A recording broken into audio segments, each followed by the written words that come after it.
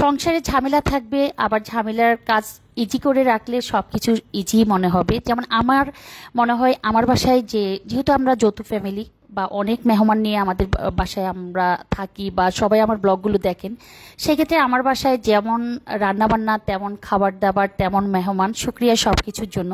তো বাসায় যখন বড় মাছ আনে, আমি যখন ব্লগে পোস্ট করি, সেক্ষেত্রে সবাই প্রশ্ন করে, আপু আপনি কেন বাসায় মাছ কাটতেছেন, বাইরে গিয়ে তো কাটতে পারেন, বাইরে থেকে কেটে আনেন না, এত কষ্ট করছেন কেন? আসলে আপনি যদি কাটার বা আগ্রহ বোধ করেন বা আপনি সাহস নিয়ে যে কোনো কাজ করেন, প্রতিটা কাজই আপনার কাছে ইজি মনে হবে, বা আমার কাছেও আমার সব কাজ ইজি মনে হয়।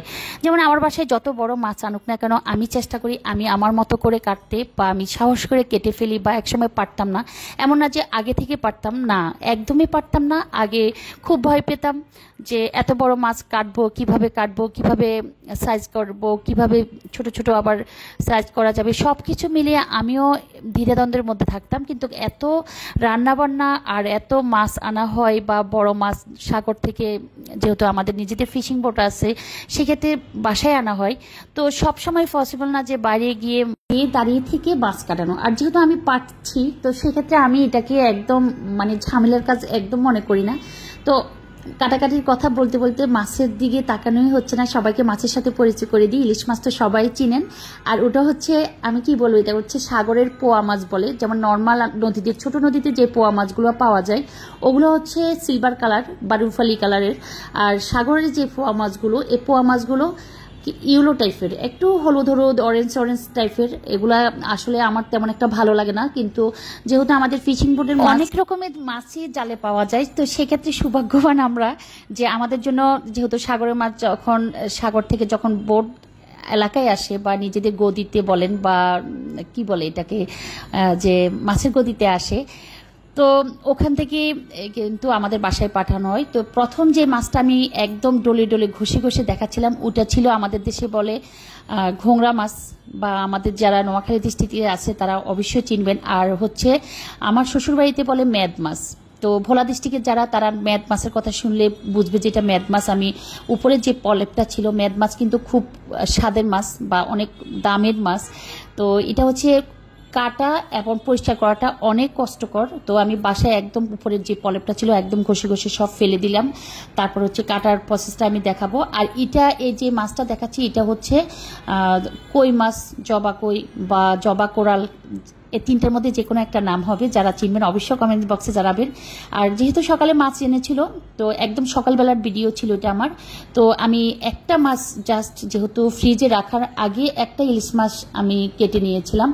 তো কাটতে গিয়ে হচ্ছিল কি, ডিমটা এতটা ভারী ছিল বা একদম ডিমটা ভেঙে গিয়েছিল। তো পরে আমি ডিম সহকারে ইলিশ মাছটা ভেজে নিচ্ছি। এদিকে হচ্ছে দুপুরের জন্য যে মাছটা আমি প্রথম একদম স্টার্টিংয়ে যে মাছটা দেখিয়েছিলাম, ওই যে মেদ মাছ বা ঘোঙা মাছ, যে মাছ নামে চিনেন না কেন আমাকে অবশ্যই কিন্তু কমেন্টস বক্সে জানাবেন।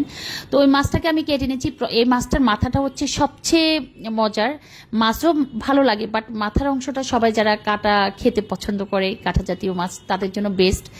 তো মাথাটাকে প্রথমে কেটে নিয়েছি, আর দেন হচ্ছে এই মাছটাকে এইভাবে ফিস করে নিচ্ছি ছোট ছোট করে। হচ্ছে আজকে আমার বাসায় মেহমান আছে, মেহমানের কথা বলতে এখন লজ্জা করে যে মেহমান আছে মেহমান বাসায় খাবে, এই কথাটা আমি বলতে বলতে একদম আর বলতে ইচ্ছে করে না, মনের জন্য ইচ্ছা করে আমি সবাইকে বলছি। আসলে না, বিশ্বাস করে আমাকে সবাই, আমার প্রতি আস্থা রাখুন, বিশ্বাস রাখুন, আমি সত্য কথা বলতেছি।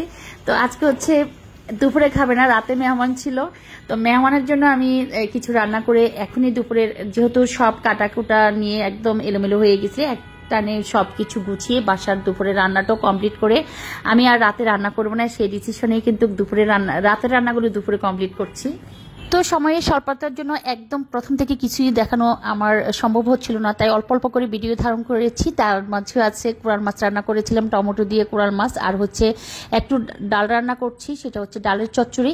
আর এদিকে হচ্ছে বাটা মাছ, যে বাটা মাছটা আমার খুব পছন্দের মাছ। এই বাটা মাছটা বাসায় থাকলে তখন আমার দুপুর রাত সব টাইমে কিন্তু বারবারও ভাত খাইতে ইচ্ছে করে। তো ভাত খেলেও ভাত বেশি খাই না, বাটা মাছটা আমার সবচেয়ে বেশি ফেভারিট, বা খুব বেশি বেশি বাটা মাছ খাই। আমার কেন জানি এই মাছটার প্রতি এত লোভ আর এত ভালো লাগে, মনে হয় যেন যত খাই তারপরও আমি মনে অনেকগুলো মাছ খেতে পারবো রাক্ষসের মতো। তো যাই হোক, নিজের গল্প, নিজের বদনাম সবই করছি, সুনাম বদনাম সবকিছু মিলিয়ে। এদিকে হচ্ছে ওই যে ডাল রান্না করছি, তারপর হচ্ছে কোরাল মাছ রান্না করেছি, বাটা মাছ রান্নাটা কমপ্লিটের পথে, আর একটু অল্প আছে রেখেছি চুলার। আর এখানে হচ্ছে চিংড়ি মাছ, বড়লোকি মাছ বা হচ্ছে মেহমান আপ্যায়ন মাছ, জামাই আপ্যায়ন মাছ। এই চিংড়ি মাছটা না থাকলে মেহমান আপ্যায়ন হয় না, সেক্ষেত্রে আমি এটা মাস্ট বাসায় থাকতে হবে। তো চিংড়ি মাছ ভুনা হচ্ছে অতিরিক্ত বড় ছিল না, চিংড়ি মাছগুলো একদম ছোট ছিল, সেই জন্য টমেটো দিয়ে চিংড়ি মাছটাকে ভুনা করে নিচ্ছি।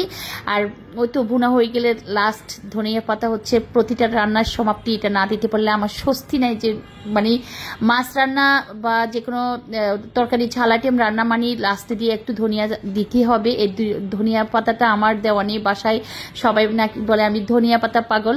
তো যে যাই বলুক ধনিয়া পাতাটা দিয়ে রাখি। আর হচ্ছে এগুলো হচ্ছে রাতে শুধু জাস্ট খাওয়ার আগে গরম করে নিব। এদিকে এখনো মাংসটা বসাতে পারিনি, তো হাতে মশলা মেখে আমি মাংসটা বসিয়ে দিচ্ছি। এতে করে সুবিধা হবে কি, আমার অনেকক্ষণ পর্যন্ত এখানে দাঁড়িয়ে থাকা লাগবে না। ওদিকে হচ্ছে আজকে আবার আমার বাসায় হচ্ছে আমাকে সবসময় দেখার জন্য আপনাদের ভাই কি একটা নিয়ে আসলো, তা লাস্টে শেয়ার করি সবার সাথে, একসাথে সবাই মিলে দেখি যে আসলে কি কি কাজ করা হয়েছিল। আমি এদিকে হয়েছে কি আজকে বাসায় এখন তো সকাল থেকে পুরো বাসার অবস্থা এলোমেলো, মাছ এনে বা মাছ কাটাকাটি সবকিছু গুছিয়ে উঠতে পারতেছিলাম না। আবার হচ্ছে দুপুরে কিছু রান্না কমপ্লিট করে রাখছি যাতে রাতে আর ঝামেলা পড়তে না হয়। এদিকে হচ্ছে আপনার ভাই যেহেতু ওই লোকগুলাকে বলে রেখেছিল, আমি একদম জানতাম না, ওরও এসে পুরো বাসার অবস্থা এলোমেলো করে দিয়েছে। আর যেদিন মেহমান আসবে সেদিন যদি বাড়তি কোনো কাজ থাকে, বাসা অগোছালো থাকে, মানে পুরো প্যারাজনিতেও মনে সময় কাটে। তো এদিকে হচ্ছে একদম কষানোর পরে মোরগটা এতটা ছোট ছিল মোরগগুলো, তো সেখানে আমি আলু দিয়ে দিয়েছি। যেহেতু আলু মোরগ একসাথে চলে আসবে সেই জন্য একদম পরিমাণ মতো পানি দিয়ে আলু মোরগ একসাথে কষিয়ে পানি দিয়ে দিয়েছিলাম। মাংসগুলো আমার হয়ে গেল, এতে একটু স্বস্তি ফিল করছি যেহেতু এখনো টাইম আছে। আর ওদিকে হচ্ছে তো বাসার কাজের কথা তো আমি বললাম যে আমি লাস্টে শেয়ার করব। তো সবাই মিলিয়ে আমরা একসাথে দেখি আসলে কি করতেছে, এগুলা মানে লাগিয়ে লাভ কি। আবার মনে হচ্ছে না এখনকার যে সিচুয়েশন তাতে লাগানো উচিত, তো সেই সাথে আমি শেয়ার করছি। এদিকে হচ্ছে ইলিশ মাছ রান্না করব, দুটো ইলিশ মাছ নিয়েছিলাম, তো আমি চিন্তা করলাম যে একটু সবজি দিয়ে দিই। সেই ক্ষেত্রে সিম আলু দুটোকে একসাথে মশলা কষিয়ে দেন, লাস্টে হচ্ছে সিম আলু সিদ্ধ হয়ে আসলে আমি ইলিশ মাছটা দিয়ে দিব। এটা হচ্ছে ও যে অনেকে এভাবে রান্না করতে পছন্দ করে, যে তরকারি যখন দিবে তখন তরকারিটাকে কষাইয়ে তারপরে হচ্ছে মাছ দিয়ে দেওয়া। আর এই ফুলকপিটা হচ্ছে জাস্ট দুপুরে খাওয়ার জন্য, আজকে একদম ভাত খাবো না সেই ডিসিশনে আমি অল্প একটু ফুলকপি ছিল তো ওগুলাকে ডো তৈরি করে দেন একটু ফ্রাই করে নিচ্ছি, সস দিয়ে খেয়ে ফেলবো। এটা আমার বাসায় অনেকেই পছন্দ করে। যেহেতু 3টা-4টে বেজে গেছে, এখন আজকে আর আমার খাওয়ার কোনো রুচিও নেই, টাইমও নেই এখন আর ভাত খাবার, তো একটু ফুলকপি ফ্রাই করে নিচ্ছি। ও যে বললাম আপনার ভাইয়ে কাদেরকে এনেছে, তো এরা হচ্ছে আজকে সেই 10টা থেকে যে বাসার কাজ শুরু করলো এখন পর্যন্ত এদের কাজ কমপ্লিট হচ্ছে না, এতটা বিরক্ত লাগছিল। আর এদিকে হচ্ছে আমি নিচ থেকে কিছু ওনাদেরকে দেওয়ার জন্য আঙ্গুর এনেছিলাম, আর প্রচন্ড গরম ছিল সেজন্য আইসক্রিম খাবে বাচ্চারা, ওরা আইসক্রিম এনেছিল। তো আমি এদিকে এসে ওদের কাজগুলো অল্প একটু শেয়ার করছি আর হচ্ছে গুছিয়ে রাখছি, তাতে করে এলোমেলো হয়ে পড়ে থাকবে না। আর এটা সবসময় আমার অভ্যাস যে একটু গুছিয়ে রাখা। তো আইসক্রিমগুলো আমি ফ্রিজে রেখে দিব, যেহেতু ওরা খেয়েছে সবাই, বাকিগুলো এখানে রেখে গিয়েছিল, এগুলো একদম গলে যাচ্ছে। আমি আসলে মাঝে মাঝে হয় কি বাসায় বাচ্চারা এত কাজ এলোমেলো করে, এত বিরক্ত লাগে যে সব কাজ ছেড়ে এসে যদি দেখি যে এলোমেলো অবস্থা। আর ওদিকে তো ওনাদের কাজগুলো আজকে এমনভাবে করছে, ও সেটা দেখেও বিরক্ত ফিল করতেছিলাম। সেই দুপুর থেকে পুরো বাসায় শব্দ। আর এটা হচ্ছে সবাই খাবার দাবারের পর একটু মানে যতটুকু রাখা, এটা হচ্ছে একটু দধি। আর এখানে হচ্ছে পোলাও ছিল, পোলাও ডিম আর হচ্ছে একটু দধি, যারা ভাত খাবে তাদের জন্য ডাল বা ঝাল তরকারি ছিল।